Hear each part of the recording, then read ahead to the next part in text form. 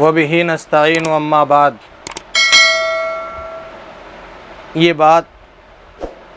बहुत गौर से सुनने की है और समझने की है कि जब भी हम जानवर को ज़िबह करें या कराएं, खा जानवर छोटा हो या बड़ा, मुर्गा हो, बकरा हो, बकरी हो, भैंस हो, भैंसा हो, जिस जानवर को भी हम ज़िबह करते हैं वो चाहे क़ुरबानी का हो या क़ुरबानी के अलावा हो, मुसलमान के लिए ये ज़रूरी है कि उस जानवर को ज़िबह करने वाला मुसलमान हो। काफिर का ज़बीहा हलाल नहीं है, यानी अगर किसी ने काफिर से जानवर को हलाल कराया, ज़िबह कराया, तो उस काफिर के ज़िबह करदा जानवर का गोश्त खाना या उसको इस्तेमाल करना ये जायज़ नहीं है बल्कि हराम है। और इसमें आम तौर से शहरों के अंदर ये गलती होती है कि बकरा ईद के मौके पर, ईद उल अज़हा के मौके पर मुस्लिम कुरैशी के कम होने की वजह से, या कम भी नहीं, माशाअल्लाह तादाद भी अच्छी खासी होती है, लेकिन लोगों में एक शौक़ होता है कि मेरी क़ुरबानी उससे पहली होनी चाहिए, मेरी उससे पहले होनी चाहिए। अब चूँकि आम तौर से क़ुरबानी ज़्यादा होती है, इतने आदमी करने वाले नहीं होते, एक एक आदमी कई कई जानवरों को ज़िबा करता है या उनका गोश्त बनाता है, उनको घर वालों के लिए उसकी बोटियाँ बनाता है।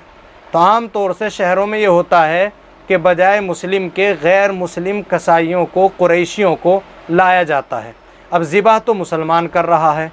लेकिन अब उसने ज़िबा तो कर दिया, अभी उस जानवर वो पूरी तरीक़े पर ठंडा नहीं हुआ, उसके अंदर जान बाकी थी या कोई रग बाकी थी, जिसको हम नस भी बोलते हैं। जानवर की कोई नस या रग बाकी थी, अब उसने गैर मुस्लिम ने उस पर छुरी चला दी तो वो जानवर हराम हो जाएगा। इसलिए ये बात जहन नशी कर लें और इस बात को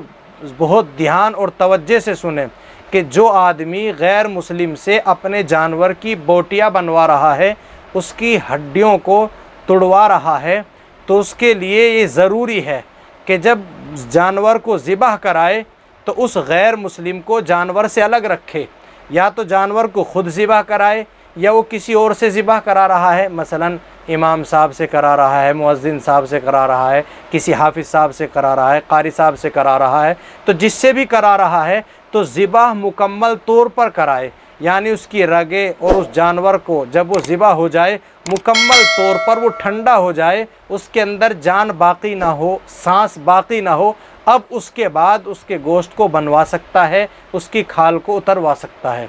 इसलिए इस बात का ख़ास तौर से ध्यान रखें कि किसी गैर मुस्लिम को ज़िबह करते वक्त उस छुरी पर उसका हाथ न लगवाएं जिससे ज़िबह करा रहा है, वरना वो जानवर हराम हो जाएगा।